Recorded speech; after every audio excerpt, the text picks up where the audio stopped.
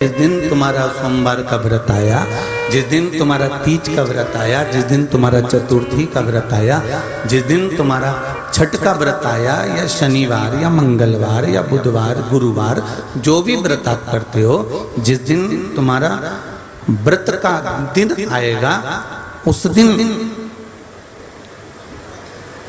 तुमको सवेरे 10 बजे से 9 बजे से ऐसी ललकता लगने लगती है कि अब काम नहीं हो पा रहा है। अब शंभू गला पकड़ रहा है, बाबा अब काम नहीं हो पा रहा है, अब ये कार्य नहीं होगा।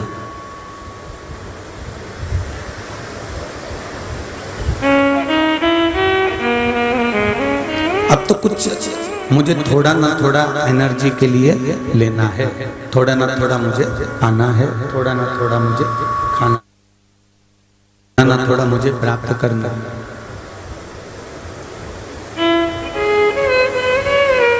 कुछ ना कुछ मुझे ग्रहण करना ही पड़ेगा।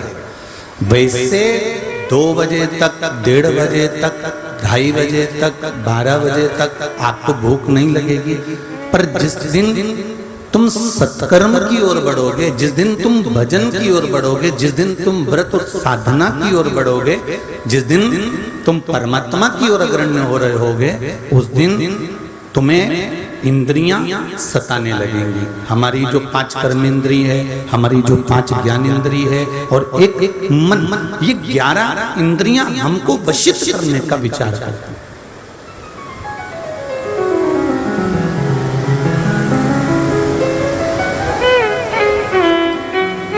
और इन इंद्रियों को साध कर भगवान के पास छोड़ना, इन इंद्रियों को ले जाकर परमात्मा के पास छोड़ना, कि नेत्र कर रहे हैं कि मुझे नींद आ रही है तो इनको भगवत स्मरण में ले जाकर छोड़ना, जिब्या कर रही है कि मुझे भूख लग रही है इसको ले जाकर भगवत भजन में छोड़ना, श्रवण कर रहे हैं क्या आज फ्री बैठी हूं तो थोड़ा निंदा ही सुन ली तो इसको ले जाकर भगवत स्मरण में छोड़ना। ये बड़ा कठिन है। हरतालिका तीज के व्रत की मूलता है कि जिस दिन केवल हरतालिका व्रत से ही मतलब नहीं है, जिस दिन कोई भी व्रत आप करो एक नियम बना लो कि इस दिन मैं बुरा देखूंगी नहीं, बुरा किसी को बोलूंगी नहीं और बुरा मैं सुनूंगी नहीं। इस दिन मैं प्रयास करूंगी।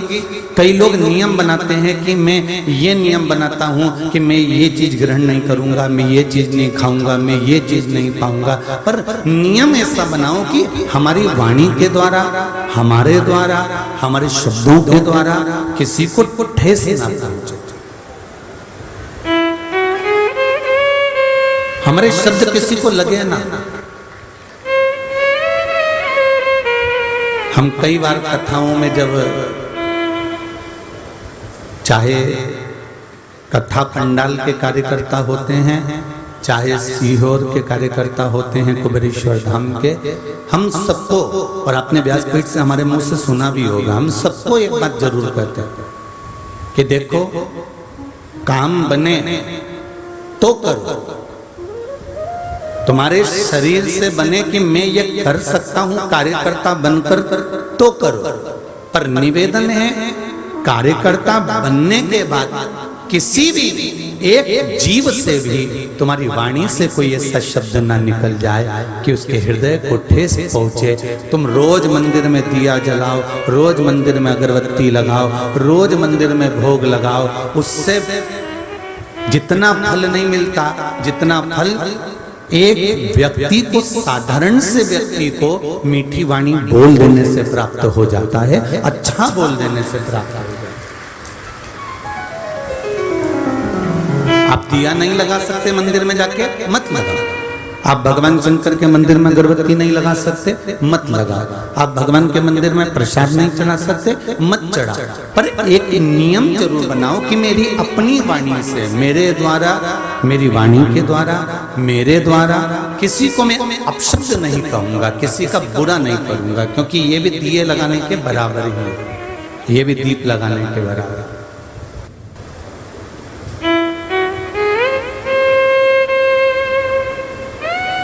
अच्छा बोलने का प्रयास करो।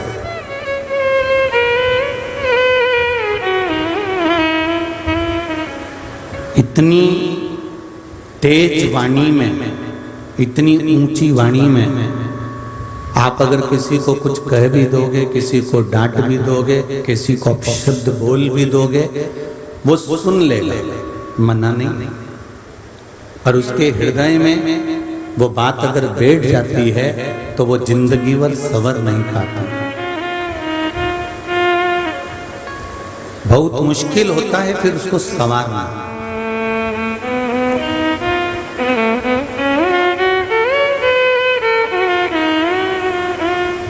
सोमानी जी की यहाँ कथा थी परली बैजनाथ में। परली बैजनाथ की कथा के बाद ही यहाँ हिंगोली में कथा चालू हुई। वहाँ कथा पूरी करने के बाद में जब चौथे दिन की कथा थी और पूरी कर जब हम पंडाल में से सोमानी जी के घर गए तो नीचे गेट पर बहुत लोग खड़े हुए थे।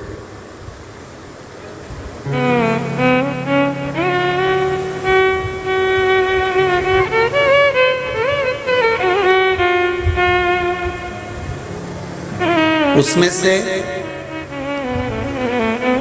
एक बुजुर्ग माता, लगभग 70-72 साल की उनकी उम्र होगी, वो खड़ी थी। तो हमने अनायास पूछ लिया, माँ आई,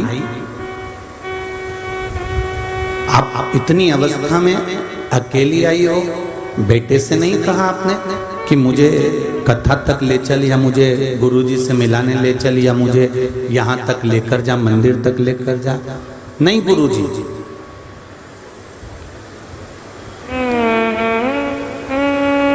मैं लेके आई थी। मेरे बेटे में भी बड़ा उत्साह था, मेरे बेटे में भी बड़ा उमंग था कि आप आ रहे हैं और हमारे नगर में कथा हो रही है, तो मैं बड़ी उमंगता से आई थी। फिर मेरा बेटा भी आया था, पर कहीं किसी कारणवश कोई चिल्ला कर बोल दिया होगा तो वाणी उस बेटे के हृदय को लगी होगी।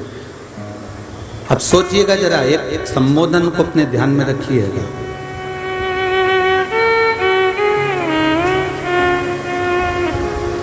तो हमने कहा, कोई कार्यकर्ता तुमको अपशब्द बोल दिया क्या माँ?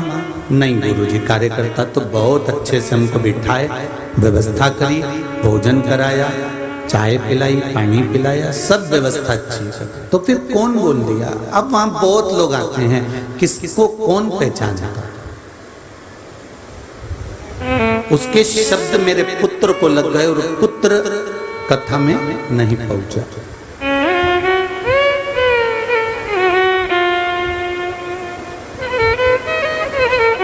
हमने कहा, माँ आप अपने बेटे को लेकर आना, कल हम यहीं मिलेंगे, उससे बात करेंगे। 5वें दिन की कथा में माँ फिर उस बेटे को लेकर खड़ी थी, लंबी हाइट, दाढ़ी, माथे पर बिंदी। हमने कहा, बाबू किसी ने कहा और आपको बुरा लग गया और आप सत्संग तक नहीं गए, किसी के कहने पर क्या आप अपनी जमीन, जायदाद, प्रॉपर्टी, परिवार कोई कह देगा तो क्या छोड़ दोगे? कहा नहीं गुरुदेव, तो फिर सत्संग कैसे छोड़ दिया? जब ताने पड़ते हैं, ठोकर लगती है, तभी तो कोई भगवान के पास जाता है।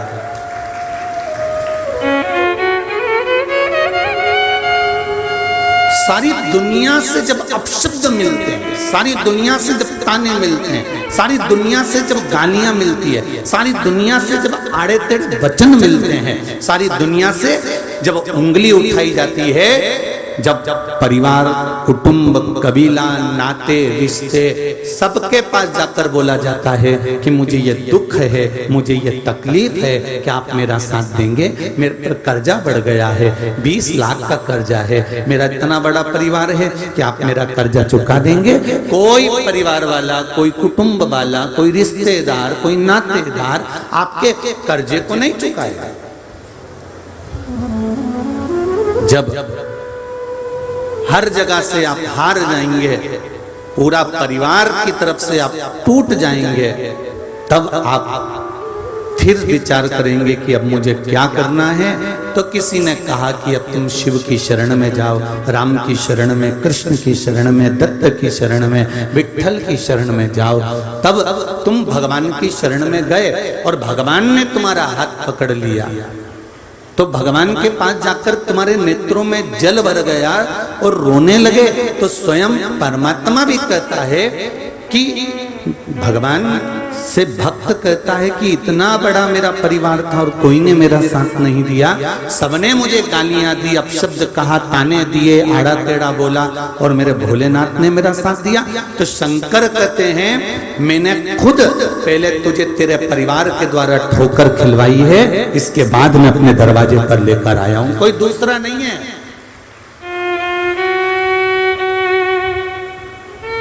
पूरी परीक्षा दिलवा देता है मेरा शंकर, मेरा राम, मेरा कृष्ण आपके सामने पूरी परीक्षा भी दिलवा देगा। ये परीक्षा है और ये देना है। एक शिव है, ये औघड़ी है, ये दयालु है, ये दातार है, ये कृपालु। आपकी चित्तवृत्ति, आपका मन, आपकी बुद्धि अगर शंकर में लगी है, शिव में लगी है, तो ये निश्चित है कि वो आपके दुख की घड़ी में तो खड़ा ही है, आपके सुख में भी आपके साथ निरंतर चल रहा है। वो शिव है, निरंतर जो चल रहा है।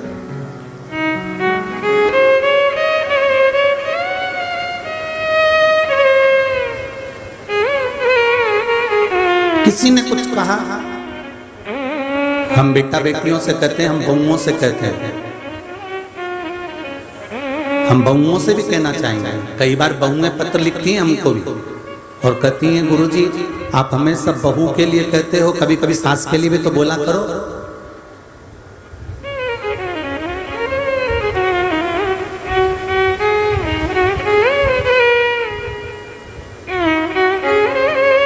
अब जो पहले से 3 मंजिल ऊपर चढ़ के बैठा हुआ है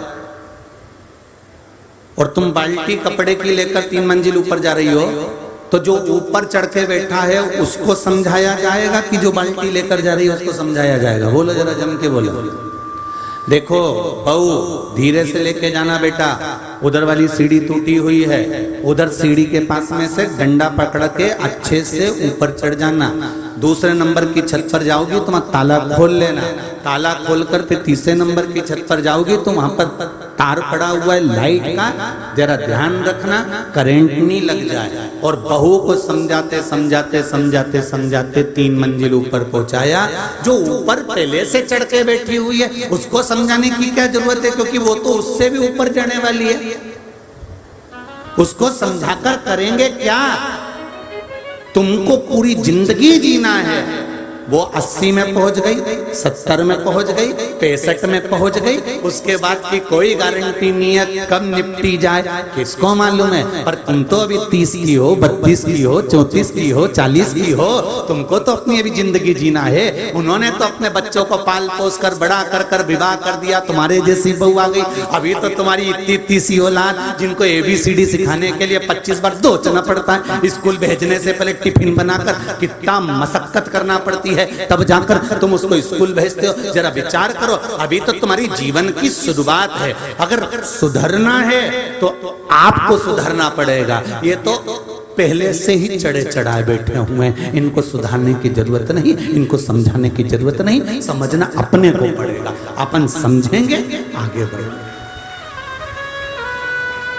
हमें अपने को समझना है, अपनी जिंदगी को हमें अग्रण्य लेकर जाना है, अपने जीवन को हमें आगे बढ़ाना है।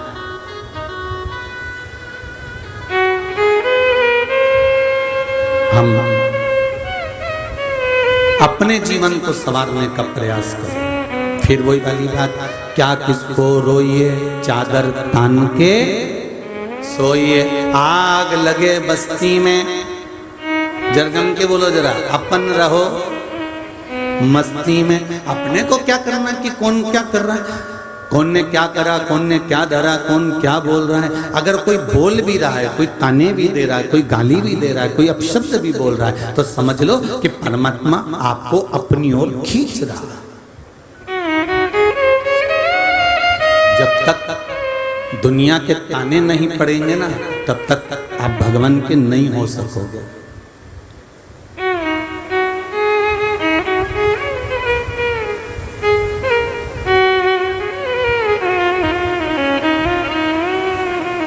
जब सारी दुनिया के ताने पड़ जाते हैं, अपशब्द मिल जाते हैं, खूब गालियां मिल जाती है, उसके बाद आप फिर भगवान की ओर जाते हैं, फिर परमात्मा की ओर।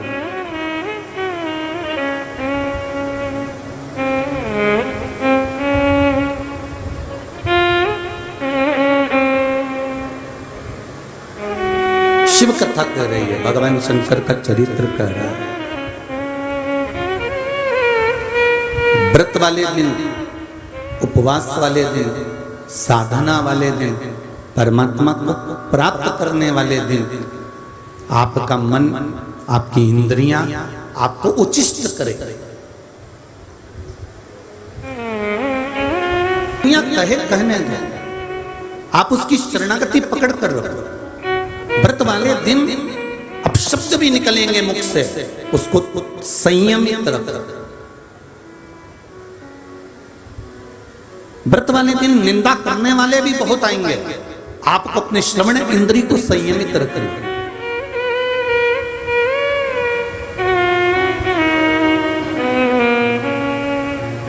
व्रत वाले दिन हो सकता है आप टीवी देख रहे हो, मोबाइल देख रहे हो, कुछ गलत भी सम्मुख में आ सकता है, पर अपने नेत्रों को संयमित रखना है।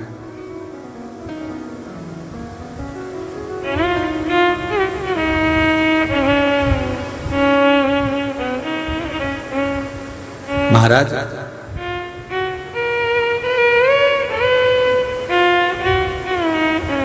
जहर में भी उतना जहर नहीं होता, जहर में भी उतना जहर नहीं होता जितना दूसरे के प्रति लोगों के मन में होता है। ध्यान देना जरा, जहर में भी उतना जहर नहीं होता जितना दूसरे के प्रति,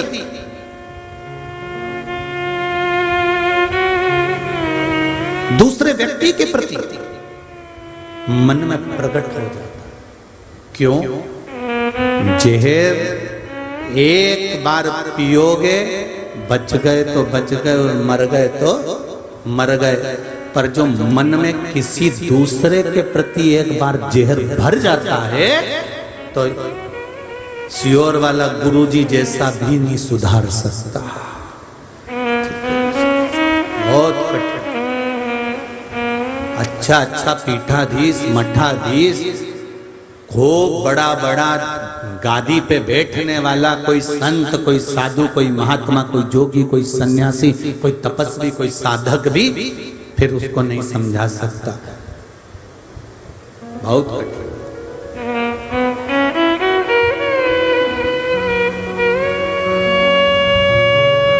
वो कहते हैं ना, पानी में गिरे हुए व्यक्ति को बचाया जा सकता है, पानी में डूबे हुए व्यक्ति को बचाया जा सकता है, पर प्याली में डूबे हुए व्यक्ति को बचाना बहुत कठिन हो जाता है।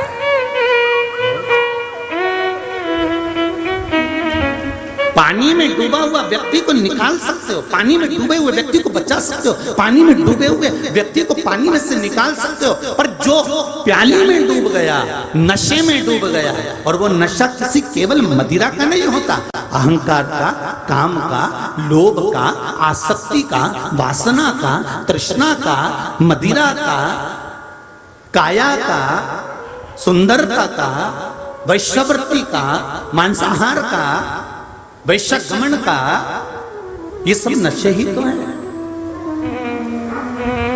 ये सब नशे नहीं तो और क्या? आप पानी में कोई डूब रहा है ना, उसको बचा सकते हो, पानी में कोई डूब गया उसको निकाल सकते हो, पानी में अगर कोई गिर गया तो उसको आप बचा सकते हो, पर प्याली में अगर कोई डूब गया है, नशे में अगर डूब गया है, तो उसको जितना जितना आप समझाओगे उतना और वो उसमें डूबता चले जाएगा। आप देखिए पानी में डूबने वाला व्यक्ति एक ना एक दिन तैर के बाहर हो जाता है। बोलो सही है कि गलत है? मर गया तो भी बाहर हो जाएगा और जिंदा होगा तो भी निकल के बाहर हो जाएगा। पर प्याली में डूबने वाला व्यक्ति, नशे में डूबने वाला व्यक्ति, काम में डूबने वाला व्यक्ति, लोभ में डूबने वाला व्यक्ति, आसक्ति में डूबने वाला व्यक्ति, वासना में डूबने वाला व्यक्ति, अपने अहम में डूबने वाला व्यक्ति और मदिरा के नशे में डूबने वाला व्यक्ति, इनको देखना, जितना जितना समझाओगे, जितना जितना बाहर निकालने का प्रयास करोगे, ये उतना उतना उसमें डूबता चले जाएगा। जो इनको समझाएगा उनकी दृष्टि में वो पागल है, वो तो पगला है, उसमें तो अक्ल ही नहीं है। आप समझाओ, आप नशे में डूबे हुए व्यक्ति को समझाने का प्रयास करना, बेटा तेरा वो दोस्त बेकार है, उसके साथ मत रहना, तेरा वो सखा बेकार है, रोज गाड़ी लेके आ जाता है, हॉर्न बजाता रहता है, क्या है ये, उसके साथ चले जाता है, अब जाना मती, समझा रही हूं तेरे को अच्छे से। वो माता पिता से लड़ाई कर लेगा, झगड़ लेगा, इनको अपशब्द कह देगा, पर उसके बारे में नहीं सुन पाएगा।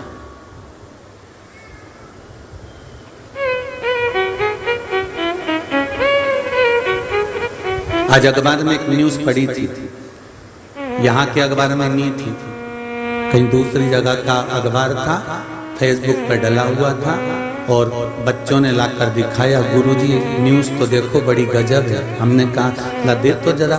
जो पढ़ा तो उसमें लिखा था एक लड़की फेल हो गई तो लड़के को गुस्सा आया तो उसने स्कूल में आग लगा दी।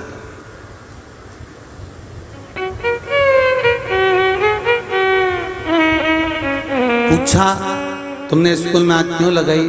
तो कहा मैं इसको चाहता हूं और ये इस स्कूल में पढ़ती है तो फेल कैसे हो गई? गजब। हमने कहा क्या जोरदार कथा मिली, गजब की मिली कि चाहत इससे थी और आग स्कूल में लगा दी। अगर यही चाहत मेरे महादेव से होती तो वो भी दुनिया में आग लगा देता, ये निश्चित था। आप उस चाहत को सम्मुख प्रकट तो करो।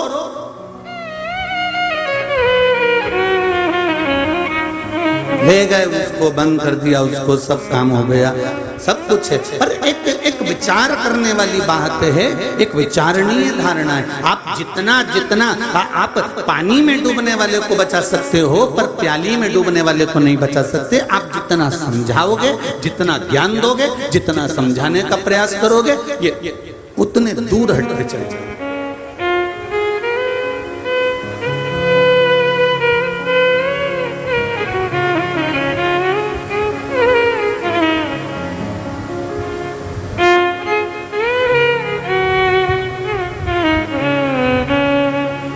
किसी ने पूछा गुरुजी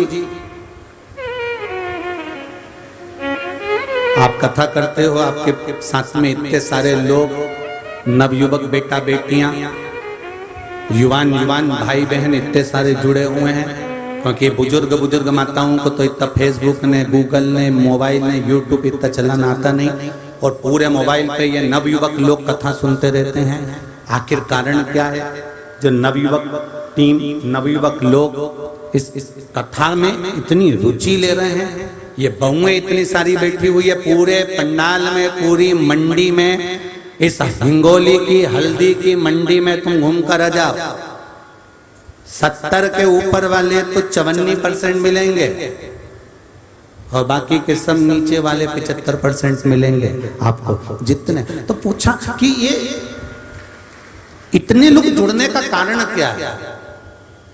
इतने बड़े बड़े आनंद के साथ लोग कथा कहते हैं, तो फिर ये नवयुवक टीम क्यों जुड़ती जा रही है? तो क्योंकि हम ये शिव पुराण कह रही है कि पानी में डूबने वाले को बचा सकते हैं, प्याली में डूबने वाले को नहीं। शिव पुराण कहती है कि आज के बेटों को, आज की बेटियों को, आज की बहुओं को, आज के बच्चों को यदि हम कहें कि तुम स्कूल छोड़कर, परिवार छोड़कर, कुटुंब छोड़कर, नाते छोड़कर, रिश्ते छोड़कर, सबको छोड़कर, अपने बच्चों को छोड़कर, अपने काम धंधे को छोड़कर आप कहीं तीर्थ में जाकर बैठ जाओ, या आप बैरागी बन जाओ, संत बन जाओ, साधु बन जाओ, सन्यासी बन जाओ, या कहीं तीर्थ में जाकर बैठ जाओ, तो उसमें सफलता, उसमें कोई प्रसन्नता, उसमें कोई आनंद नहीं है।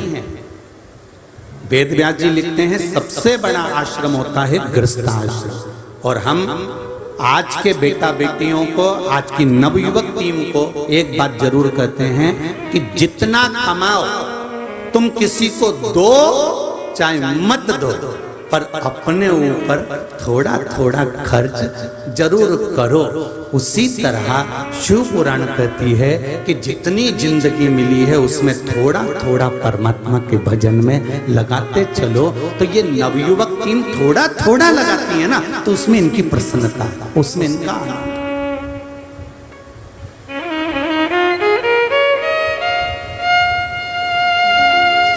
सास बहू को पूरा बदलना चाहती है पर बदल नहीं पाती। अगर वो थोड़ा थोड़ा बदलेगी ना, बेटा हाँ मम्मी ऐसा, हाँ मम्मी।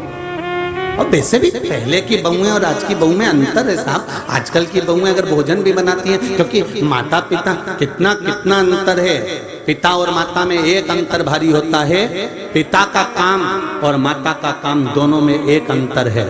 अगर तुम्हारे घर के बच्चे भूखे रह रहे हैं, तुम्हारे बच्चों की एजुकेशन सही नहीं हो रही है, तुम्हारे बच्चों की पढ़ाई सही नहीं हो रही है, और तुम्हारे बच्चे अगर भूखे हैं, उनके तन पर अगर कपड़ा नहीं है, वो अच्छी एजुकेशन तक नहीं पहुंच रहे हैं, तो इसमें सबसे ज्यादा दोषी बाप होता है, इसमें सबसे ज्यादा दोषी पिता होता है। इसमें दोष माँ का नहीं होता, इसमें दोष पिता का होता है कि तुम विवाह कर लेकर आए थे। अगर तुम्हारे घर में बच्चे हुए हैं तो उन बच्चों का एजुकेशन तुम्हें कराना चाहिए, पेट तुम्हें भरना है, पढ़ाना तुमको है, अव्वल उनको लाना है। ये एजुकेशन और उनकी कपड़े, उनका भोजन, उनके पेट भरने की जवाबदारी पिता की होती है। और अगर तुम्हारे बच्चे मदिरा की दुकान पर जा रहे हैं, तुम्हारे बच्चे गलत काम करने जा रहे हैं, तुम्हारे बच्चे झगड़ा कर रहे हैं, तुम्हारे बच्चे व्यसन में डूबे हुए हैं, तुम्हारे बच्चे गलत काम में लगे हुए हैं, और तुम्हारे बच्चे अगर गलत मार्ग पर जा रहे हैं, तो इसकी जवाबदारी माँ की होती है। पिता का काम पेट भरने का होता है, बच्चों के लिए धन लाने का होता है, और माँ का काम बच्चों को संस्कारित बनाने का होता है। इसमें जवाबदारी तुम्हारी। पिता पेट भरने के लिए अथक मेहनत कर सकता है, पिता पेट भरने के लिए जगत जगत में डोलकर साइकिल पर कपड़े रखकर बेच सकता है कि मेरे बच्चों का पेट भरना है, उसकी एजुकेशन करना है। जैसे पिता ने लिखा, मैंने अपनी बच्ची के लिए एक मकान बेच दिया। अच्छे एजुकेशन, पिता हर समय, हर घड़ी, हर पल अपने बच्चों के लिए सब कुछ करता है, क्योंकि उसका भार है कि मैं बच्चों का पेट भरूंगा, उसके तन पे कपड़ा रहेगा, उसकी एजुकेशन रहेगी। ये पिता की जवाबदारी है। पर माता की जवाबदारी पिता से भी ज्यादा होती है कि मेरा बच्चा कहीं गलत मार्ग पर ना चले जाए। मेरी बेटी को मैं सारी सीख देकर भेजूंगी, रोटी बनाना भी सिखाऊंगी तो एजुकेशन भी कराऊंगी। पिता एजुकेशन करा रहा है, माँ का फर्ज है, बेटा उठो, आओ जरा देखो, मैंने ये रेसिपी तैयार करी है, देख लो बेटा। बेटा ले थोड़ी सी मैं तुझे कढ़ाई करना बताती हूँ, बेटा लो थोड़ा। क्यों? जीवन का कोई ठिकाना नहीं, जीवन का कोई भरोसा नहीं। जीवन का क्या ठिकाना? हिमालय राजा जनक के घर में रहने वाली माँ जानकी, जिसके पास में हजारों नौकर चाकर थे। जनक राजा के नगर में रहने वाली एक छोटी सी जानकी, जिसकी यहाँ पर नौकरों की कमी नहीं थी, सेवकों की कमी नहीं थी। उसके बाद भी सुनैना जी सीता जी को बुलाती थी, ले ये थोड़ा सा बेटा अनाज है, इसको साफ कर देगी क्या? हाँ माँ लाओ अभी कर देती हूँ। सीता जी छोटी सी थाली लेकर बैठ जाती थी, अनाज साफ कर देती थी। माँ कपड़े रखती तो जानकी जी इतने नौकर होने के बाद, इतने सेवक होने के बाद भी सुनैना जी कहती, जानकी इधर आओ, इन कपड़ों की घड़ी बना दोगी क्या? हाँ माँ अभी बना देती हूँ। इतने नौकर लगे हैं, इतने सेवक लगे हैं, इतने चाकर लगे हैं, उसके बाद भी सुनैना जी अपनी बेटी को संस्कार दे रही है। क्यों? क्योंकि सुनैना जी को मालूम है मैं बेटी के लिए अच्छा घर देख सकती हूँ, मैं बेटी के लिए अच्छा राजघराना देख सकती हूँ, मैं बेटी के लिए अच्छा एक से बढ़कर एक लड़का देख सकती हूँ, दौलत और धन देख सकती हूँ। सुनैना जी कहती हैं पर मैं बेटी का भाग्य नहीं देख सकती, जीवन की रेखा कहाँ किस समय कब कहाँ लेकर जाए उसका कोई भरोसा नहीं। आप घर देख लोगे, परिवार देख लोगे, खूब बेबहू देख लोगे, सत्ता देख लोगे, धन देख लोगे, पर भाग्य किसने देखा कि उस बेटी का भाग्य कहाँ लेकर जा रहा है? उस बेटी को, उस भाग्य को कहाँ लेकर जा रहा है? किस जगह पर जाएगी तुम्हारी बेटी? और उसके जीवन में कितना दुख आ सकता है, कितना सुख आ सकता है, उसकी तैयारी पूरी कर कर भेजना। पिता पेट भरेगा, पिता कपड़े के लिए पैसा लाएगा, पिता एजुकेशन के लिए पैसा लाएगा, पिता अपने बच्चों के लिए पूरी परवरिश का पैसा लाएगा, दुकान पर 8 बजे से लेकर 10 बजे तक कमाएगा कि बच्चे भूखे ना मरे। पर सबसे बड़ी जवाबदारी होती है घर में रहने वाली माँ की, जो अपने बच्चों को अगर संस्कारवान बना देती है तो उसकी जिंदगी संवर जाती है, उसका जीवन सफल हो जाता है। सबसे बड़ी जवाबदारी माँ की होती है।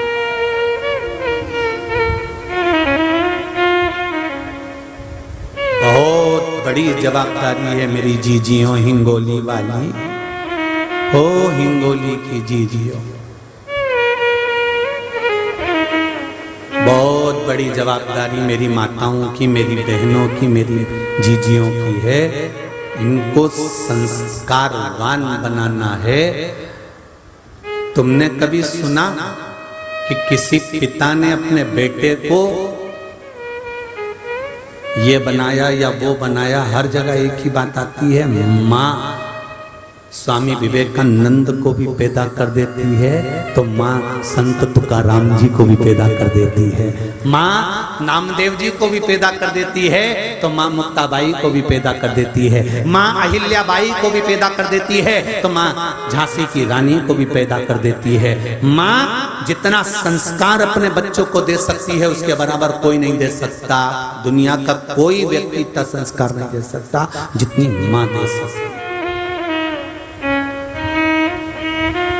इसलिए आपसे कहते हैं अपने बच्चों का एक लोटा जल पकड़ाओ, स्कूल जाने से पहले बच्चों को कहो जा एक लोटा पानी ले, शंकर जी को चढ़ा करा, चल उठा एक लोटा पानी शिव जी को चढ़ा करा, जा तो जरा। छोटा सा बच्चा, आज बांबू गीला है ना, बांबू थोड़ा गीला है, नरम हो गया, झुका लोगे झुक जाएगा, डिजाइन बनाओगे बन जाएगी, पर वही बांबू जब सूख जाएगा, वो बांस जब सूख जाएगा उसकी कोई डिजाइन नहीं बन सकती। वो आखिरी में अगर उसको नवाओगे झुकाओगे तो टूट जाएगा। उसी तरह बच्चे जब छोटे हैं उनको स्कूल जाने से पहले एक लोटा पानी पकड़ाओ और कहो शंकर जी को चढ़ा करा, जा शिव के मंदिर जा, जा एक लोटा पानी चढ़ाना, मम्मी सब हंसेंगे, हंसने दे, जा आज हंसने दे दुनिया के लोगों को। अगर तुम शंकर के मंदिर जा रहे हो, राम मंदिर जा रहे हो, कृष्ण मंदिर जा रहे हो, भगवान के मंदिर जा रहे हो, सनातनी अगर आज मंदिर तक जा रहा है, दुनिया के लोग अगर तुम पर हंस रहे हैं तो हंस लेने दो, आज हंसेंगे, पर कल हंसने वालों को रोना पड़ेगा और तू हंसेगा, तब तू हंसेगा। पाटों के बीच में कोई साबुत नहीं रहा। थोड़ी देर बाद कबीरदास जी ने फिर चक्की को अच्छे से देखा, चल रही, फिर कबीरदास जी तो ठहाका लगा के हंसना चालू करे। फिर कबीरदास जी ने पद लिख दिया, चलती चक्की देख दिया कबीरा हंस, दो पाटन के बीच में दाने रह गए फंस। कबीरा अभी रो रहे थे, अब हंस रहे।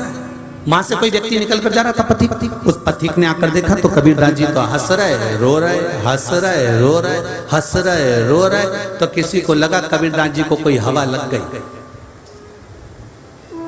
तो अंदर गए, पानी छीटा कबीरदास जी पे।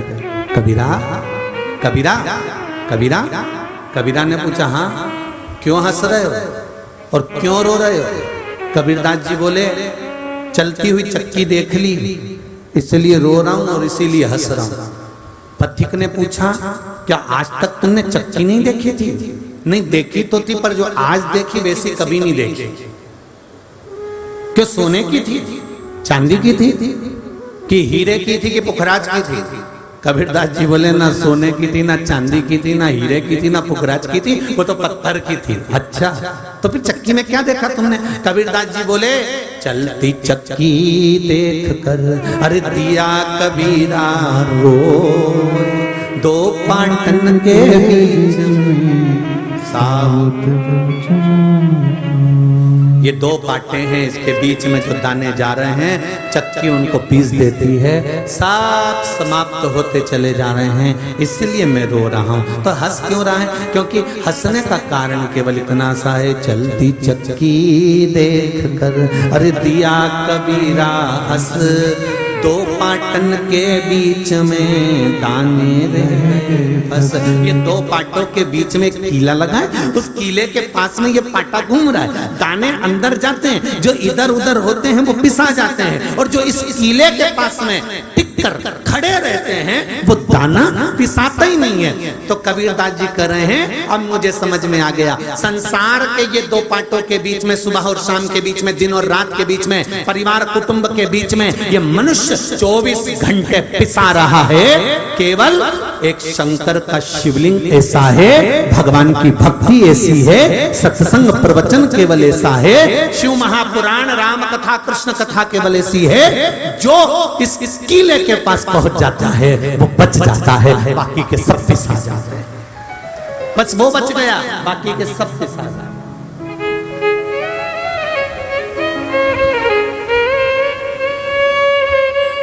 आप उसकी शरणागति में बैठे हो, आप उसके पास में बैठे हो, आप उसके नजदीक बैठे हो, तो आप थोड़ा बचे हो।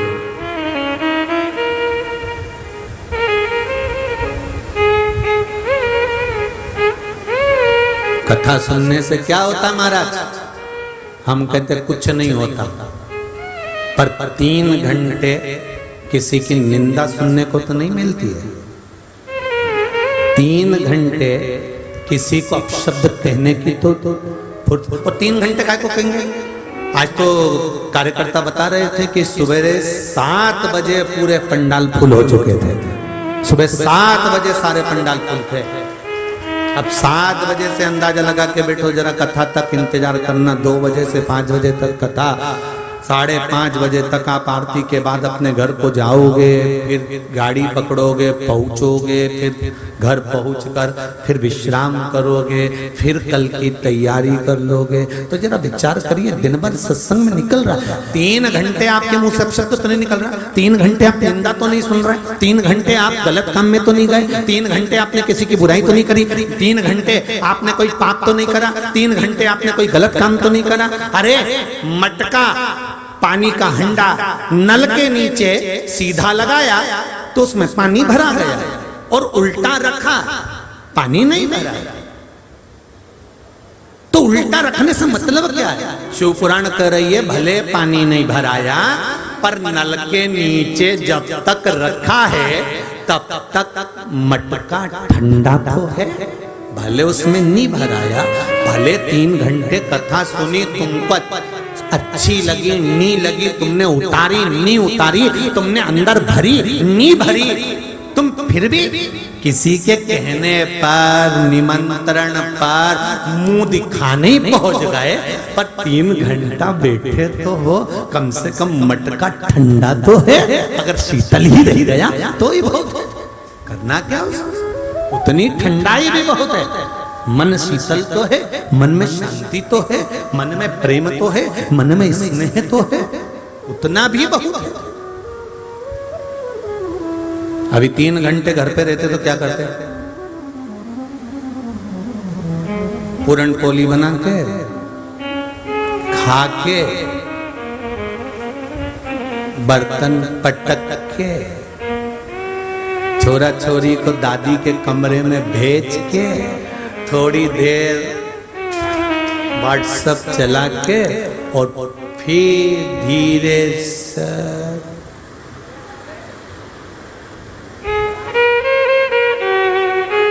और उतनी देर में अगर कहीं का छोरा छोरी आ जाए, उतनी देर में अगर बच्चे आ जाए, नींद लगी थी और उतनी देर में छोरा आ गया मम्मी, तो फिर दिया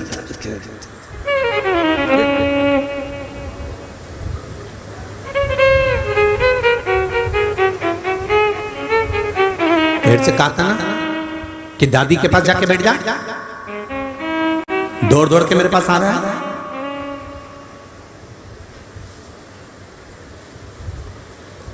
दादी तो कथा सुनने में लगी है टीवी पे, मम्मी मेरे को थोड़ी देर सो जाने दे, देख मैं समझा रही हूँ तेरे को अच्छे से। दादी के पास मैं नहीं जाऊंगा, दादी ने भगा दिया मेरे को, मैं नहीं जा रहा। जा रहा है कि नहीं जा रहा है? नहीं जा रहा। अब माँ की आंखों में नींद, इधर छोरा कहीं कुछ करे कहीं कुछ करे। अब तो जगदम्बा चंद्रघंटा हो गई। फिर तो उठ के बैठी, भगोने जैसा मुंह हुआ, सीधे रसोई घर में चाय बनाई, 4 बार बर्तन को तेज तेज पटका। सास समझ गई आज कात्यायनी कुसमांडा हो गई।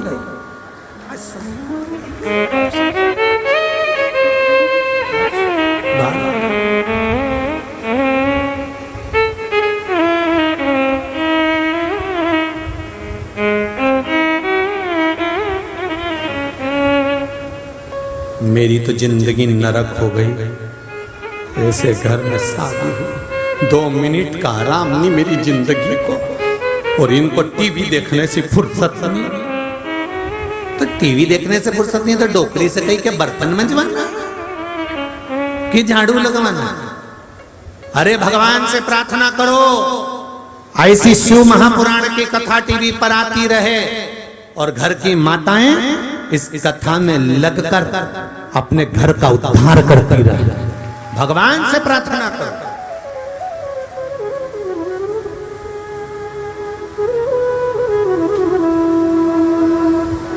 कभी ना कभी किसी ना किसी समय शिव महापुराण में सुनी हुई बात तुम्हारे जीवन को संवारेगी जरूर, निश्चित है। कोई उपाय शिव महापुराण का, कोई शब्द शिव महापुराण का जब दुख की घड़ी तुम्हारे सामने होगी तब शिव महापुराण का कोई शब्द तुमको सवार देगा।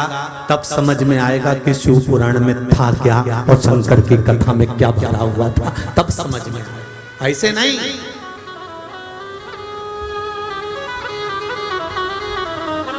ऐसे नहीं आ सकता।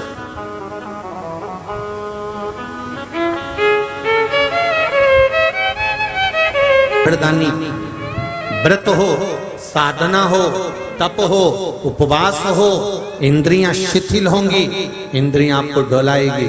उस समय परिचित को इस मन को कहीं लेकर नहीं जाना, इस मन को भगवान के चरणों में लेकर पहुंच जाना, इस मन को भगवान के पास लेकर जाना।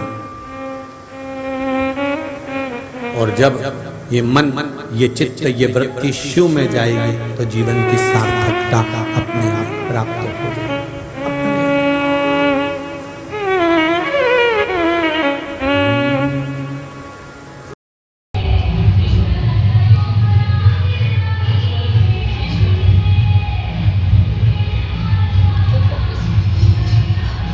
शिव को अपने मन की बात कहें। जिस भाव से आप कथा सुन रहे हैं, शंकर जी से इतनी दूर दूर से कथा सुनने के लिए आए हैं, तो दिल से बाबा को कहें कि बाबा हमारे मन की मनोरथ को पूर्ण करिएगा। मन की कामना पूर्ण करना, बाबा आपके चरणों की भक्ति प्रदान करना, आपका दर्शन प्रदान करना और मेरे हृदय की बात को स्वीकार करना। दिल से बाबा को कहिए, शिव महापुराण के मूल मंत्र का स्मरण करते हुए। श्री शिवाय नमस्तुभ्यं, श्री शिवाय नमस्तुभ्यं, श्री शिवाय नमस्तुभ्यं, श्री शिवाय नमस्तुभ्यं, श्री शिवाय नमस्तुभ्यं। भोला सब दुख काटो मारा, ओ भोला सब दुख काटो मारा। शिव शंकर जपो तेरी माला, भोले बाबा जपो तेरी माला। भोला सब दुख काटो मारा ओ भोला सब दुख काटो मारा। भगवान शिव से अपने हृदय की बात करते हुए भगवान शंकर से विनय करते हुए, महाराज पार्वती जी एक बार विस्मय में पड़ी और माता पार्वती जी ने भगवान शंकर से एक प्रश्न किया।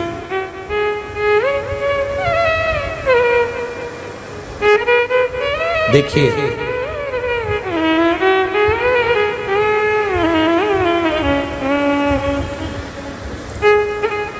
धर्म पत्नी पति से प्रश्न करे, मना नहीं, पर वो प्रश्न परिवार के कल्याण के लिए, स्वयं के कल्याण के लिए, अपने कुटुंब जगत कल्याण का प्रश्न होना चाहिए। पर पत्नी पति से जो प्रश्न करती है वो जगत कल्याण का नहीं करती है, आधी रात को लड़ाई हो उस बात का करती है।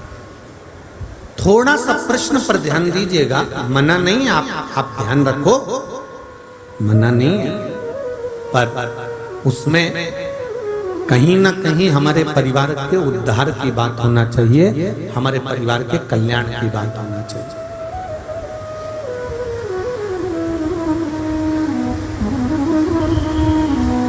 पार्वती जी ने पूछ लिया भगवान शंकर से, हरतालिका तीज की कथा में ये चरित्र लिखा हुआ। हरतालिका तीज की जो कथा होती है, आप लोग घर में जो पोथी पढ़ते होंगे हरतालिका तीज की कथा की, उस पोथी में, उस कथा में ये लिखा हुआ है कि पार्वती जी ने शिव जी से पूछा कि मैं आपको कैसे प्राप्त हो। लिखा है ना हरतालिका तीज की किताब में, मैं आपको कैसे प्राप्त हो, कौन सा मैंने पुण्य करा था, कौन सा मैंने सत्कर्म करा था जिसके बल पर मेरी प्राप्ति आपको हुई और मुझे आपकी प्राप्ति।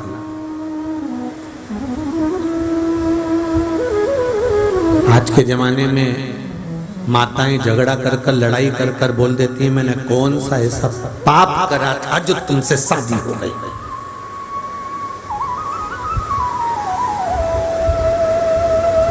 नहीं, तीज का व्रत कर रही हो, चतुर्थी का व्रत कर रही हो, करवा चौथ का व्रत कर रही हो, इतने बड़े बड़े व्रत आप धारण कर रही हो और अपने मुंह से अगर एक बार भी आपने कह दिया कि मेरी जिंदगी नरक हो गई आपसे विवाह कर कर, तो आपका फिर कोई व्रत सफल नहीं हो सकता, किसी व्रत का कोई फल नहीं हो सकता। ध्यान रखिए, शिव पुराण कहती है जन्म मरण और परण। जन्म मैं देता हूं, मृत्यु मैं देता हूं, और विवाह शिव जी कहते हैं वो भी मैं ही कराता हूं। जन्म मरण परण, परण मतलब विवाह, ये भी मैं करता। डॉक्टर ने कह दिया कि इतनी तारीख तक डिलीवरी हो जाएगी, इतनी तारीख तक जापा हो जाएगा, मेरा मन होगा तब जापा होगा। किसी किसी के 9 महीने भी निकल जाते हैं तब तक मैं जापा नहीं होने देता, डिलीवरी नहीं होने देता। किसी किसी ने अंदाजा लगा कर रखा था 90 महीने में होगा, 7वें में हो जाता। जन्म मेरे हाथ में, मृत्यु शिव कहते हैं वो भी मेरे हाथ में। डॉक्टर ने कह दिया अंतिम सांसें चल रही है, घर ले जाओ।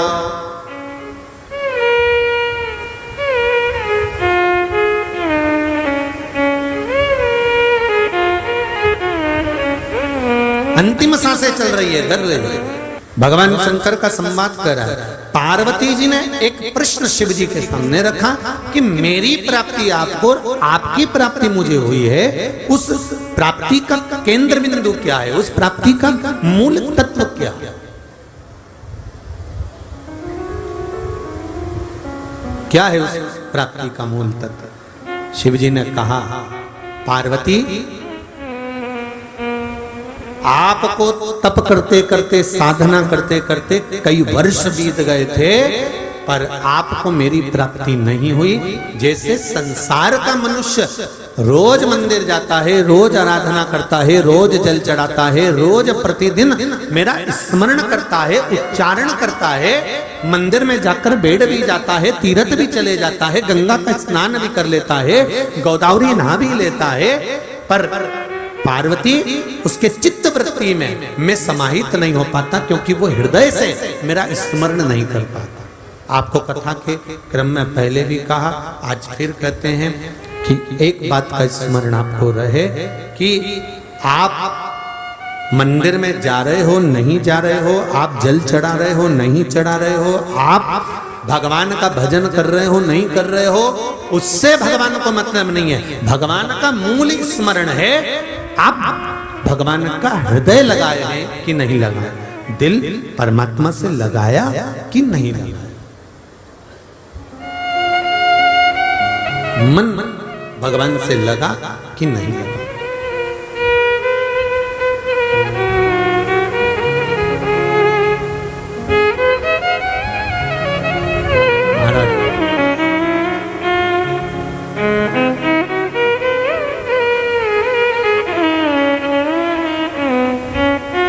किसी पहाड़ी पर गाड़ी को चढ़ाना है, तुम उसी में बैठे हो, ड्राइवर की सीट के पास में, गाड़ी चढ़ाने वाला गाड़ी चढ़ा रहा है। चढ़ाने के लिए उसे दो चीज की जरूरत पड़ेगी, एक गियर, दूसरा एक्सीलरेटर। बोलो सही है कि गलत? दो चीज की उसको जरूरत है, दबाएगा, गियर लगाएगा, गाड़ी चढ़ेगा।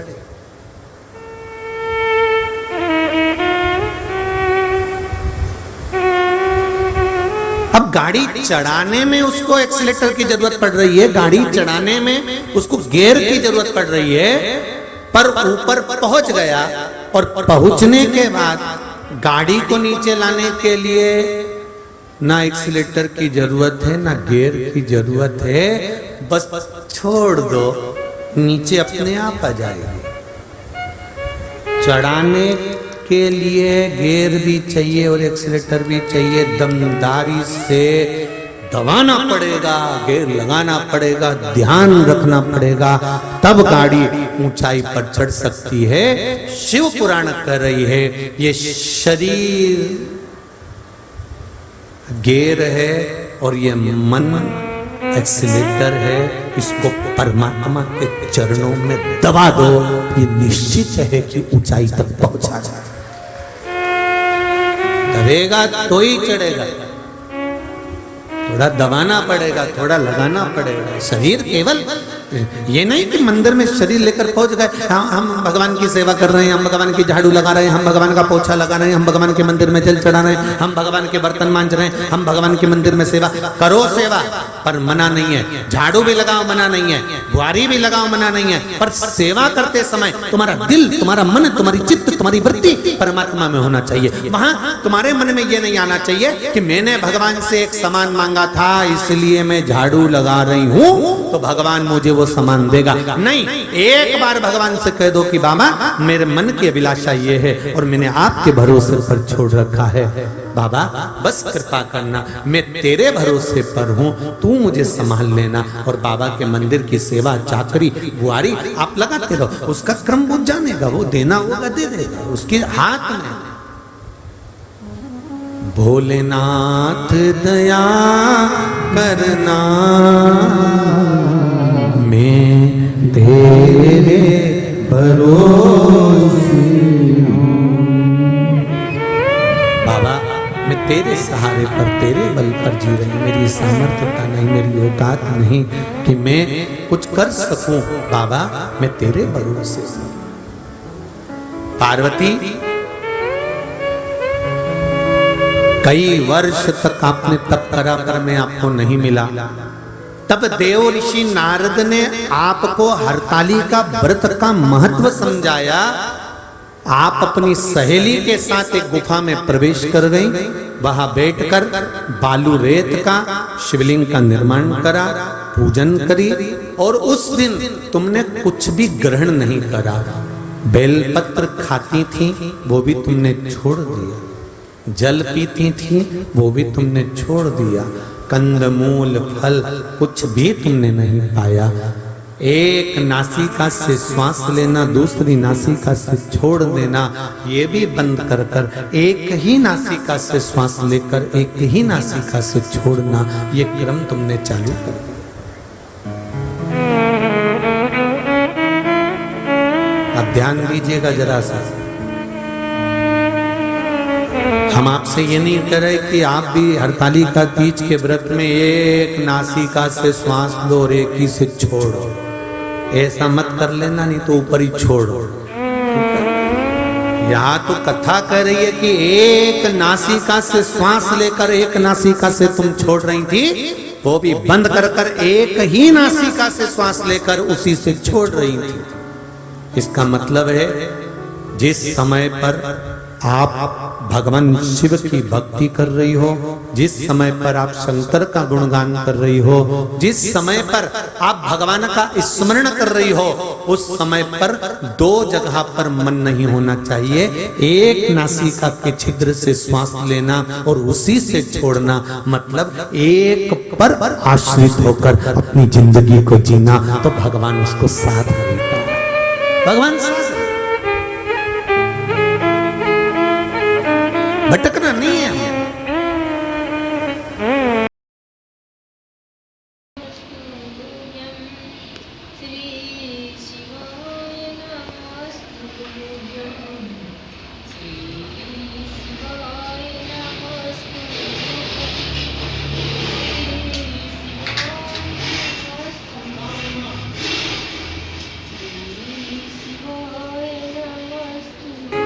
एक नासिका से श्वास लेकर छोड़ना तुमने प्रारंभ करा, अर्थात एक के आश्रित रहना प्रारंभ कर दिया।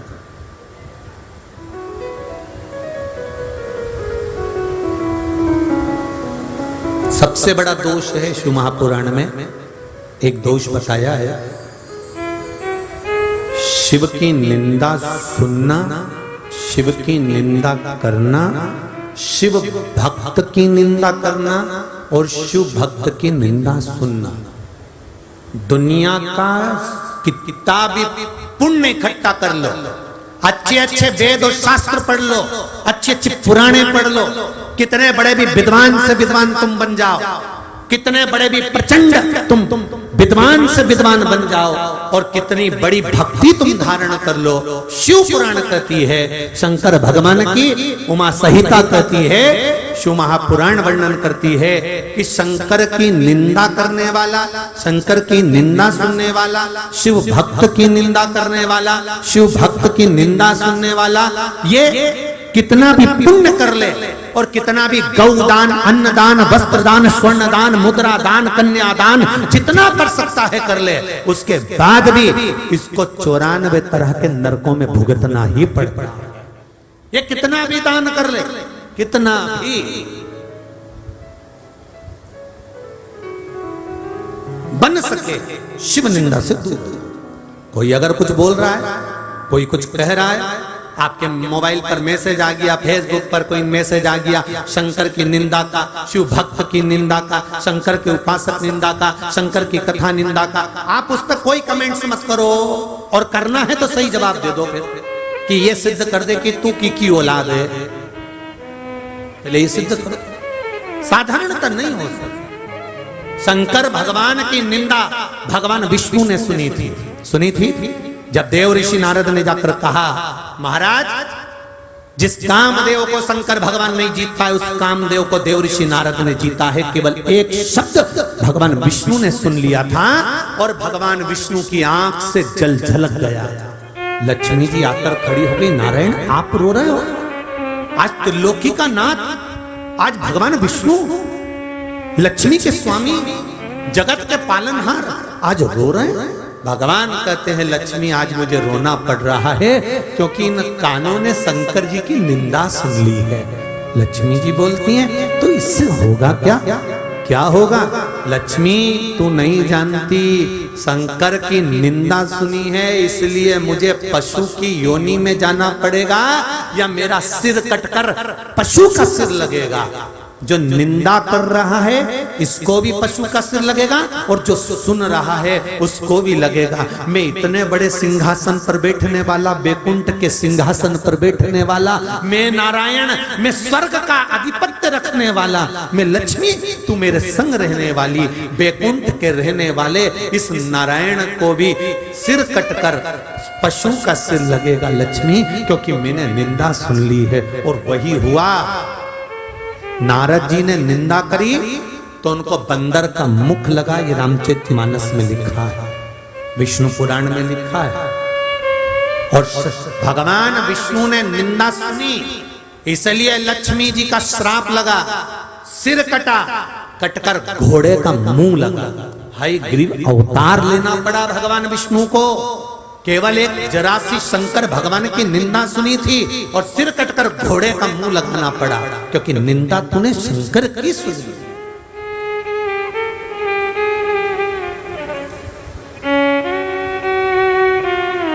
सटीक जवाब दो।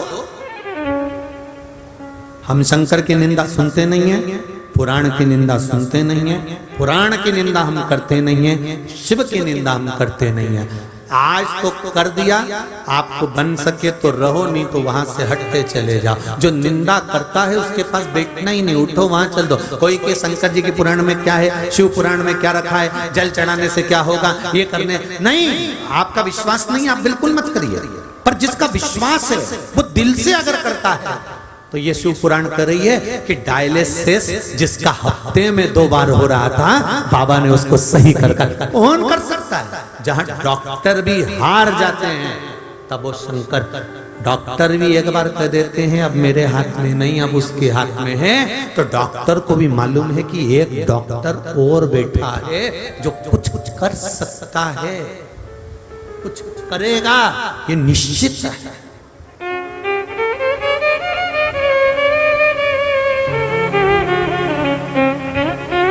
एक बात बताएं आपको, एक्सीडेंट हुआ,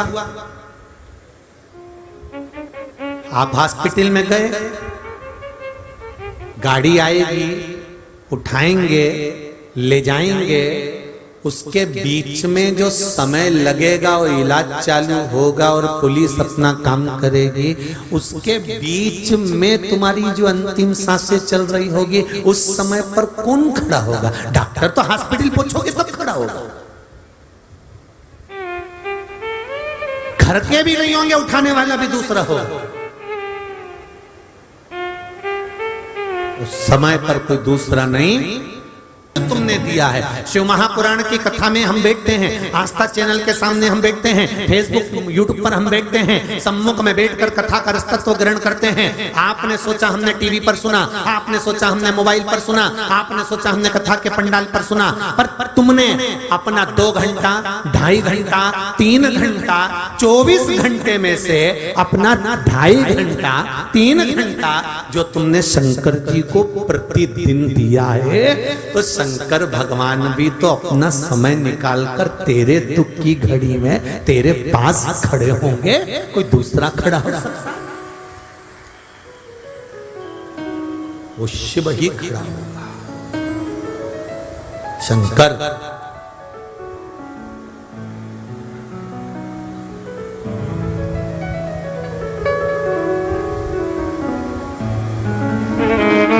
शिव के सिवा कौन? आप जो धर्म कर रहे हैं, आप जो पुण्य कर रहे हैं, ये सब कल कथा पूरी होगी, सब अपने घर चले जाएंगे। हिंगोली वालों, फिर वापस मंडी चालू हो जाएगी। और ये हाट, ये बाजार बंद। जो बाजार 7 दिन से चल रहा है, बाहर जितनी दुकानें लगी है ना, सब झोले में। अभी कितना फैलारा दिख रहा है, कितनी सुंदर सुंदर सजी है, कितनी माला टांग रखी है, कितनी कंठी टांग रखी है, कितना अच्छा बैनर पोस्टर सब लगा रखा है। दुकान चलाने वाले ने क्या दुकान सजाई है। और जाएगा तब एक झोले में भरकर टांग कर ले जाएगा। बस उस दुकान से हमको सीखना है कि जब हमारा जन्म होता है, जन्म के बाद हमारी दुकानदारी चालू हो जाती है। परिवार में बच्चों को पालना है, कुटुंब में रहना है, पत्नी बच्चे माता पिता कुटुंब कबीला गाड़ी बंगला जमीन जायदाद दुकान व्यापार खूब करा और सारी दुकान जमाई। और आखिरी में फिर जैसे ही बंद हुई तो एक झोले में भरा, ऐसे ही सफेद कपड़े में बांधा ले गए, आग लगा दी और दुकान का सामान एक लोटे में भर के गंगा जी ले गए, छोड़िया। दुकान सबकी बंद, फिर कोई दुकान लगाएगा, फिर चालू हो जाएगा। जिंदगी ऐसी चलती रहना। राम नाम को हाट भरायो, घर जाने की बात। आज 6ठे दिन की कथा हो गई, कल सबको जल्दी होगी घर जाने की। 7 दिन का बाजार था, हो गया हाट। हमारे यहाँ हाट कहते बाजार, हाट बाजार। राम नाम को हाट भरायो, घर जाने की बाट। बाट मतलब इंतजार, घर जाने की बाट। धीरे धीरे चलना रे भैया, होले होले चलना रे भैया। मेरा भोला देखे बाट, ऐसो कोई नहीं है। या हीरा को परखियो राम, कोई नहीं रे। हीरा का प्रदान होना बहुत कठिन है, भगवान को समझने वाला बहुत कठिन है, माता पिता को जानने वाला बहुत कठिन है, गुरु को जानने वाला बहुत कठिन है। जब यह कथा पूरी हो जाएगी, हीरा के जो परखैया थे वो बैठ गए, तिजोरी का माल उन्होंने लूट लिया। कथा हिंगोली में फिर योग लगे ना लगे, कब कौन आ रहा है। आज लाखों लाखों लोग यहाँ आए। पूरे हिंगोली वासियों ने जो सेवा करी, ये 50 जगह जाकर बताएंगे कि हम हिंगोली गए थे। हम हिंगोली गए थे। एक कोई डॉक्टर अखिल जी अग्रवाल हैं, लक्ष्मी लाइफ केयर हॉस्पिटल वाले। इन्होंने जो कहीं गर्मी के कारण किसी कारणवश कोई को तकलीफ हो गई तो कम से कम 800 से 900 पेशेंटों का फ्री जांच इलाज सब करा। उसके लिए भी धन्यवाद है महाराज, बहुत बहुत साधु। कितनी संस्थाएं, विश्व हिंदू परिषद, बजरंग दल, RSS, हिंदू उत्सव समिति, कहीं नवदुर्गा मंदिर समिति, कहीं गणेश जी की समिति, कहीं कोई समिति, कितनी कितनी लगी है। प्रत्यक्ष अप्रत्यक्ष रूप में ना जाने कितने लोग सेवा कर रहे हैं। बता रहे थे मेरे को कोई वकील साहब है, वो भी उनकी पूरी टीम लगी हुई है, पूरी टीम। महाराज उनका नाम तो मेरे को स्मरण में नहीं है, पर मेरे को बता रहे थे अग्रवाल जी के बच्चे, मनीष साकरे, मनीष जी साकरे जी, उनके वकील सब कह रहे थे उनकी पूरी टीम लगी हुई है गुरुजी। और सुबह से लेकर रात तक और रात से लेकर सुबह तक का क्रम चालू रहता है। एक बार जोरदार ताली हो जाए पूरी कार्यकर्ताओं की। बहुत बहुत धन्यवाद। धन्य हैं ऐसे वकीलों को भी धन्यवाद दूंगा जिन्होंने अपने जीवन की सार्थक आनंद पाया है। महाराज कोई सहजता नहीं। धन वैभव प्रतिष्ठा, कौन के पास में कितना धन है किसी को मतलब नहीं है। आपके पास में कितने लाख की गाड़ी है किसी को मतलब नहीं है। आपने कितने रुपए का पानी पिलाया और उस पानी का क्या पुण्य होगा ये मालूम पड़ेगा बाद में। अभी नहीं, 3 महीने में सब दावा दे देगा हिस्सा। ये तो आपके फल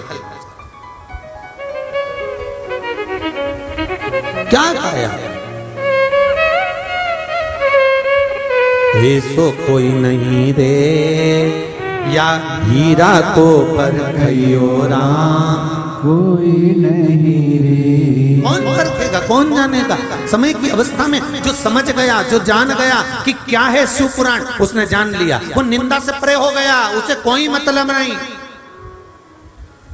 कौन क्या बोल रहा है, कौन क्या लिख रहा है, कौन क्या बोल रहा है, उसे कोई मतलब नहीं। उसने प्रतिदिन एक ही बात कही, शिव चर्चा, शिव कथा आनंद देने वाली है, आज पूरे सनातनियों को जोड़ने वाली है, हिंदू सनातन धर्म को अग्रण्य पहुंचाने वाली है। बच्चा बच्चा एक लोटा जल मंदिर में लेकर जा रहा है तो कलयुग नहीं शिव युग आ गया, ये उनको मालूम पड़ गया कि शंकर है, शिव को जान गया।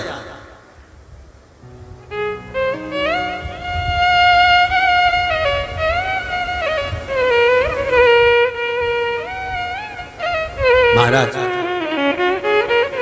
पार्वती, आपने तप किया, आपने साधना करी, आपने व्रत करा, नासिका के एक छिद्र से श्वास लेना, एक छिद्र से छोड़ना, ये आपने किया। एक के बल पर जीना प्रारंभ किया कि अब तारेगा तो वो तारेगा। बहुत भटक लिए हम, बहुत भटक लिए, सारी दुनिया में घूमकर आ गए, पर जो सुख शिव चरणारविंद में है वो कहीं नहीं मिलेगा, जो भगवान के चरणों में है वो कहीं नहीं मिलेगा। वो जानता है, उसको मालूम, लग जाओ आराधना। पार्वती, तुमने गुफा में बैठकर मेरी आराधना करी, उस समय पर सभी चीजों से तुम वंचित रही, ना तुम निंदा में लगी, ना तुम्हारे मुख से कोई अपशब्द निकला, ना तुम्हारे मुख से शंकर के लिए कोई शब्द निकला। आप अपनी भक्ति करिए, स्मरण करिए। पार्वती, आपने रात्रि के पहर में मेरी आराधना करी, पूजन करी, स्मरण करा, ब्रह्म मुहूर्त में मेरे शिवलिंग का पूजन कर कर तुमने विसर्जन करा। पार्वती, उसी के फल से तुम्हारे पिताजी हिमालय राज तुम्हें ढूंढते हुए उस गुफा में पहुंच गए, तुमको लेकर तुम्हारे घर चले गए, और फिर आपका और मेरा विवाह पक्का हुआ।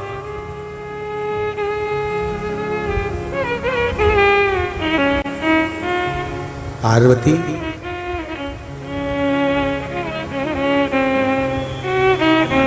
दवाई खाने के बाद भी डॉक्टर बोलता है कम से कम 7 दिन तो ऑब्जर्वेशन में रखना पड़ेगा, देखना पड़ेगा।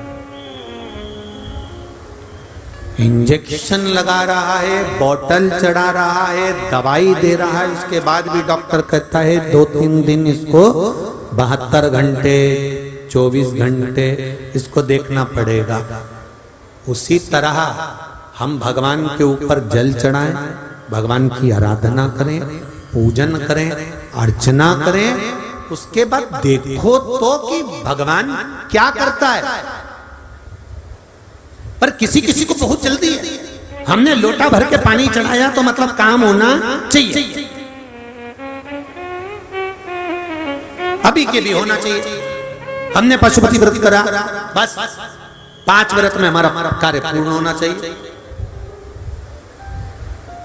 होगा निश्चित है, पर उस व्रत में कोई दिखावा तो नहीं किया, कोई छल तो नहीं करा, किसी को शब्द तो नहीं कहा, अपनी वाणी से किसी को दिल तो नहीं दुखाया। करेगा वो असर, मना नहीं है, पर उसका कोई फल भी तो आप दिल से अगर करे हो तो उसका फल भी दिल से मिलेगा।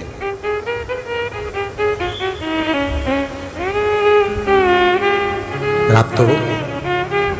जब भी जन्म मिलेगा सेवा करेंगे,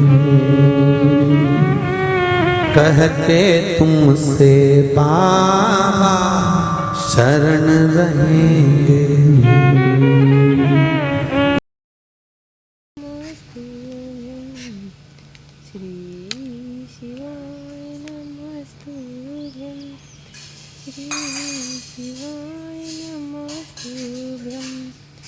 श्री शिवाय नमस्तुभ्यं, श्री शिवाय भगवान शिव की भक्ति पार्वती घर पर पहुंची। हिमालय राज ने जाकर देव ऋषि नारद से कहा, नारद जी ने देवताओं से कहकर कामदेव की समाधि तोड़वाई, मेरी तप साधना भंग करवाई और तब मेरा और आपका मंगल विवाह हुआ।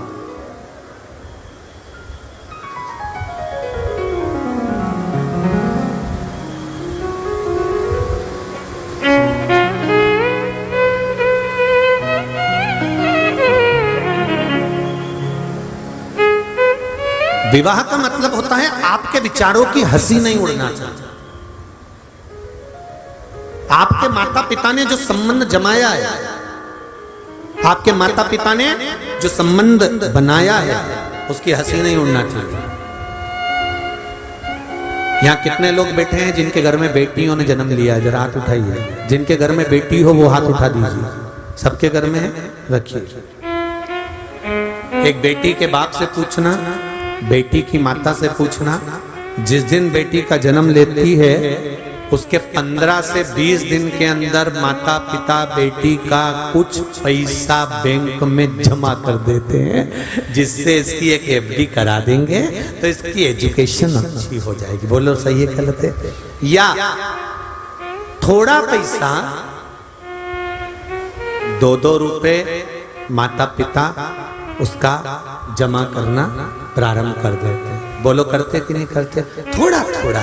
अब मेरे घर में बेटी आ गई है, इसकी पढ़ाई भी कराना है, उसकी एजुकेशन भी है, उसका ये काम भी है, तो थोड़ा थोड़ा पैसा हम उसको जमा करते जाएं। 2-2 रुपए हर माता पिता अपनी बेटी के लिए थोड़ा थोड़ा जमा करते जाते हैं। ये बेटी को भी मालूम है कि मेरे माँ बाप ने मेरे लिए 2-2 रुपए जमा करे हैं, पूंजी जमा करी है, जिससे मेरी शादी अच्छी हो जाए, मेरा परिवार अच्छा मिल जाए, मेरा घर अच्छा मिल जाए और मेरा सब कार्य अच्छा हो। मेरे माता पिता ने कितनी आस लगाई कि बचपन से अभी तक 2-2 रुपए जमा कर मेरी शादी की व्यवस्था करी है। अब वो माता पिता इतने सोच कर, इतने विचार कर 2-2 रुपए जोड़ते रहे और मालूम पड़े बेटी माता और पिता के विचारों पर पानी फेर दे और किसी अन्य लड़के को पसंद कर उससे विवाह कर ले।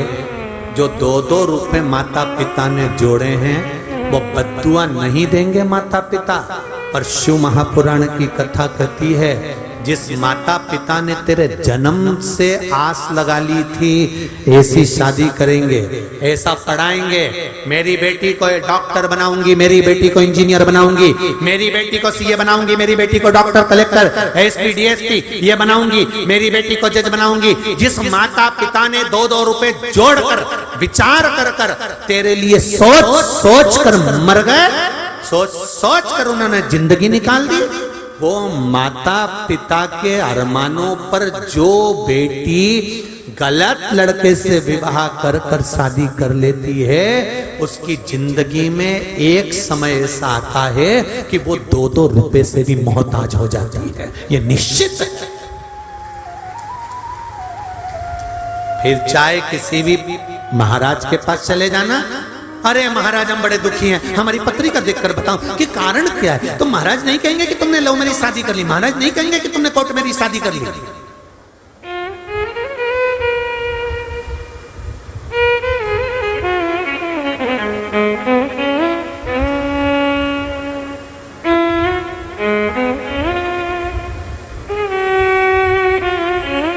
कोर्ट मैरिज शादी, हम तो कहते कोर्ट मैरिज करने जाओ तो कोर्ट में भी एक काम होना चाहिए कि कोर्ट मैरिज शादी करवाओ, मना नहीं है, पर कोर्ट में भी एक काम होना चाहिए कि कोर्ट मैरिज शादी एक शर्त पर होगी कि लड़की के और लड़के के माँ बाप कोर्ट में शामिल होना चाहिए तो शादी होगी, नहीं तो कोर्ट मैरिज शादी नहीं। जिस माँ बाप ने अपनी पूरी जिंदगी गंवा दी, उस माँ बाप से तो पूछो। लड़का और लड़की कोर्ट में खड़े हो गए, तुमने सिग्नेचर करवाया, शादी कर दी, एक शब्द कोर्ट में भी लिख देना चाहिए कि लड़की के घर के माँ बाप का होना जरूरी है और लड़के के घर के माँ बाप का होना जरूरी है।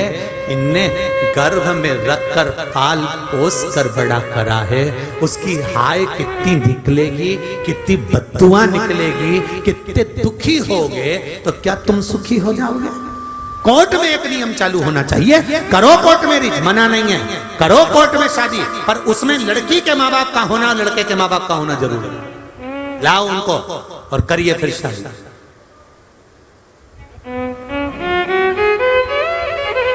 कितने अरमानों पर पानी फेरा है, कितने, और वो भी सनातन धर्म में शादी हो जाए तो अच्छी बात है। और अभी बहुत छोटे क्षेत्रों में, बहुत जगह पर लोग सनातनियों को छोड़कर बेटियां ना जाने कौन कौन के साथ शादियां कर रही हैं, तो वो भारत माता की आंख में भी आंसू आ जाता होगा कि कैसे विवाह कर रही है। सोच तो, सनातन धर्म को छोड़कर दूसरे धर्म में जा रही है। कहां, किस धर्म की ओर तुम अग्रसर हो रहे हो, किस धर्म की ओर तुम जा रहे हो?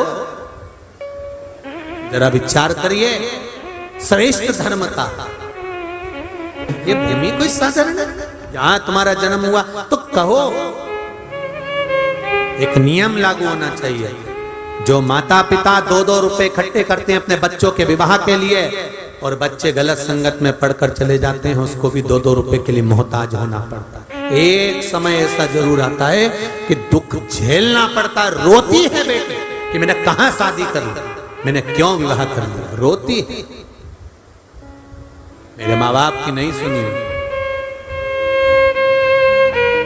गलत जगह चली गई। समझिए, विचारिए, फिर महाराज शिव पुराण कर रही है, पार्वती जी तुम्हारे पिताजी ने तुम्हारा मंगल विवाह मेरे साथ में करा, ढेर सारा कन्यादान तुम्हारे पिताजी मुझे दिए, पर मैंने हाथ जोड़कर कहा कि पार्वती का कन्यादान तुमने किया है, ये संपदा से कुछ नहीं होगा। आज ससुराल वाले अगर फ्रीज दे देंगे तो फ्रीज कभी खराब नहीं होगा क्या? बोलो तो सही। उनने तो केवल फ्रीज दिया, लाइट का बिल क्या ससुराल वाले देंगे? कि फ्रीज खराब होगा तो हर बार चेक करने वाले को भेजेंगे। एसी 50,000 का ससुराल वाले दे देंगे, फ्रिज 8,000 का ससुराल वाले दे देंगे, वॉशिंग मशीन 10,000 की दे देंगे, सोफा सेट 25,000 का दे देंगे, पलंग 25,000 का दे देंगे, भोजन 1-2 लाख 5 लाख का करा देंगे। तो क्या यह परमानेंट रहेगा क्या?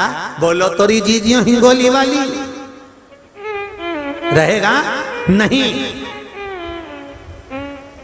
दहेज नहीं, जो कन्या तुम्हारे से शादी कर आ रही है, जो विवाह कर आ रही है, वो कार भले ना लेकर आए पर संस्कार लेकर हमारे घर में प्रवेश करे तो हमारा जीवन सार्थक होगा। कार लेकर नहीं, संस्कार लेकर।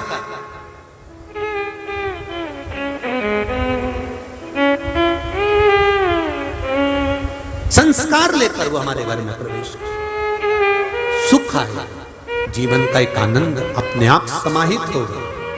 भगवान शिव जी ने पार्वती जी को समझाया कि हे पार्वती, ये आनंद का अनुभव अपने जीवन को लक्ष्य तत्वता देने वाला समय आया। पार्वती, मैं तुम्हें प्राप्त हुआ हूं, यह हरतालिका तीज के व्रत का फल है। शिव जी कहते हैं पार्वती, जो नारी हरतालिका तीज के व्रत का स्मरण करती है, फुलेरा जो बांधा जाता है उसमें 5 माला से ज्यादा माला लटकना चाहिए, 5 से कम नहीं। कितनी? जैसे माला जो लटकाते हो वो 5 से ज्यादा होना चाहिए। 5 तो जया, विषहरा, शामलीबारी, दौतली, देव, इससे अधिक होगी चलेगा, पर इससे कम फुलेरे के अंदर माला नहीं होना चाहिए। महाराज, दूसरा फुलेरा जहां हरताली का व्रत हो वहीं पर बांधा जाता है। हरताली का तीज का व्रत एक ऐसा व्रत होता है जो मरते दम तक रहता है। इस व्रत को छोड़ा नहीं जाता। ये नहीं किसी और वाले गुरुजी ने कहा और अपन ने एक बार कर लिया और अगली बार वो व्रत गायब हो गया, ऐसा नहीं होता। हरताली का तीज अखंड सौभाग्य के लिए, वंश वृद्धि के लिए, कार्य सिद्धि के लिए और कुंवारी कन्याएं उत्तम वर प्राप्ति के लिए, आनंद सुख के लिए करती हैं। ऐसा नहीं है कि केवल स्त्री ही करती है। जब नारी किसी कारणवश व्रत नहीं कर पाती तो पुरुष इस व्रत को धारण करते हैं। 30 अगस्त को, यही 30 तारीख को, कल 29 है, परसों 30 तारीख को हरताली का तीज रहेगी। आप सब अपने हृदय से, मन से इस व्रत को कर कर अपने जीवन को सार्थक बनाइएगा। जो करते हैं, कितने लोग करते हो जरा हाथ उठाइए। हरताली का तीज इतने सारे करते हो, अरे वाह वाह, धर लो, प्रणाम प्रणाम, आपको बहुत बहुत नमन करता हूं, बहुत बहुत सारा। फुलेरा बांधते हो? नहीं, अब की बार बांधना। मंदिर में करते हो तो मंदिर में, घर में करते हो तो घर में। फुलेरा वंश की वृद्धि करता है, फुलेरा अखंड सौभाग्य देता है, फुलेरा मन की कामना को पूर्ण करता है। जो बेटियां जिनका विवाह नहीं हो रहा हो या बेटे जिनका विवाह नहीं हो रहा हो, वो 7 स्थान पर कहीं फुलेरा बंधा हो तो फोन लगाकर पूछना कहाँ बंधा है, वहां का दर्शन करना। एक फूल में हल्दी कुंकू लगाकर शिव जी को चढ़ाकर फिर वहां से जाना। 7 स्थान के फुलेरे का दर्शन अवश्य करिएगा। जो व्रत नहीं करते हैं उनसे निवेदन है, कहीं हरताली का हो रही हो तो वहां बैठकर अगर भजन हो रहे हो तो थोड़ी देर भजन गाने चले जाना। अपने मोहल्ले में, कॉलोनी में, सोसाइटी में कहीं हरताली का तीज का व्रत हो रहा हो तो 2-4 मिनट जाकर दर्शन जरूर करना, जिससे भोलेनाथ आपका अखंड सौभाग्य करे और आपके मन की कामना पूर्ण करे। बाबा सब कार्य सफल करे। जो किसी रोगवश है, कोई बीमारी वश है, तो फुलेरे का दर्शन अगर मंदिर में करते हैं तो बेलपत्र अवश्य समर्पित करें। या कोई बड़ी बीमारी से ग्रसित हैं तो 7 वृक्ष की पत्ती, कोई भी 7 वृक्ष हो उसकी पत्ती तोड़कर हरताली का तीज के दिन भगवान शंकर को अवश्य समर्पित करें। महाराज जलचर हो, थलचर हो, वायुचर हो या पूरे ब्रह्मांड में जो जीव किसी भी रूप में जन्म लेता है, चाहे किसी भी रूप में आता है, अगर वो जीव प्रत्यक्ष अप्रत्यक्ष रूप से शंकर भगवान की शरणागति ग्रहण कर लेता है, रामकृष्ण की शरणागति ग्रहण कर लेता है या परमात्मा की शरणागति में चले जाता है तो उसका कल्याण निश्चित हो जाता है। उसके कल्याण में फिर कोई देरी नहीं होती।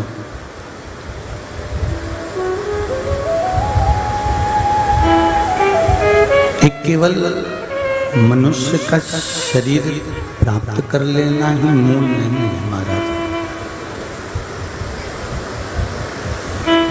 मानव के शरीर को केवल प्राप्त कर लिया या मानव शरीर को अपन ने ले लिया तो उसकी मूलता नहीं है।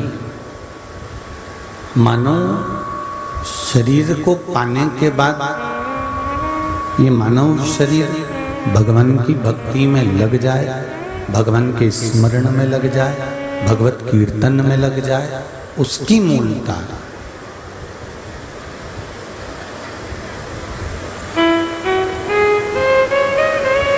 अच्छा ध्यान देना कि अच्छे कार्य को करना पड़ता है,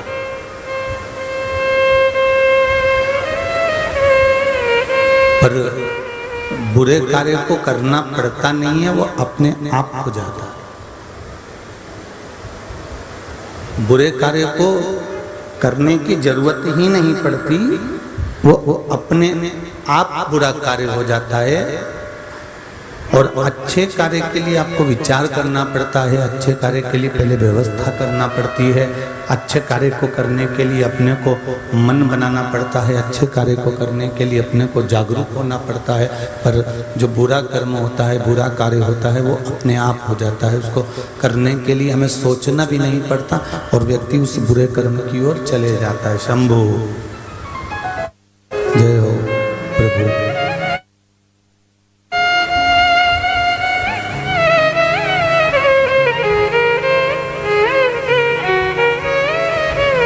उस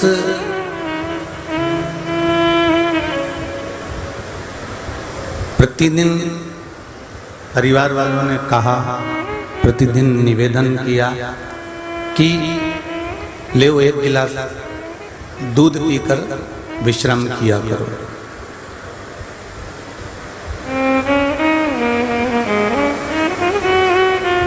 एक गिलास दूध ये रोज पीने का नियम बना लो।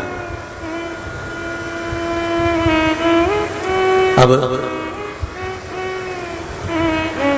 1 गिलास दूध पीने का नियम बनाना पड़ रहा है। 1 गिलास दूध पीने के लिए विचार बनाना पड़ रहा है। 1 गिलास दूध पीने के लिए हमको पूर्ण मन बनाना पड़ रहा है, नियम बनाना पड़ रहा है। पर दूध पीने के लिए इतना विचार किया, इतना नियम बनाया, इतना कर्म करा, इतनी व्यवस्थाएं करी, इतना विचार किया, पर मदिरा पीने के लिए कोई विचार करता है क्या? मदिरा पीने के लिए कोई सोचा ही नहीं, मन ही नहीं बनाया। फिर भी दोस्त ने कहा और आप चले गए और आप मदिरा में डूब गए। अब दूध पीने के लिए नियम बनाना पड़ रहा है, पर मदिरा की जो लत है, मदिरा की जो लत लगी, उसके लिए तुमने नियम नहीं बनाया, वो अपने आप लग गए।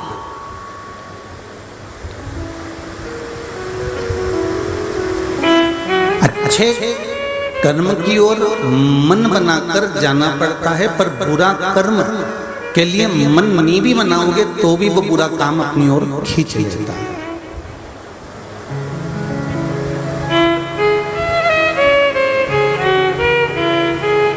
आप रोज प्रतिदिन 1 बजे तक 1:30 बजे तक घर में काम करती रहती हो, ना नाश्ता करती हो, ना कुछ खाती हो और काम में लगी रहती हो। समझना जरा बहुत अच्छे से। हरतालिका महापुराण की कथा है, इसको थोड़ा सा ध्यान से सुनना। आज कथा का 6ठा दिवस है, 6ठम दिवस है। इसको अपनी चित्तवृत्ति में, अपने मन में जरा उतारिएगा, अपने विचारों में उतारिएगा कि प्रतिदिन आप रोज 1 बजे तक, 1:30 बजे तक, 2 बजे तक काम में लगी रहती हो, न भूख लगती है न प्यास लगती है।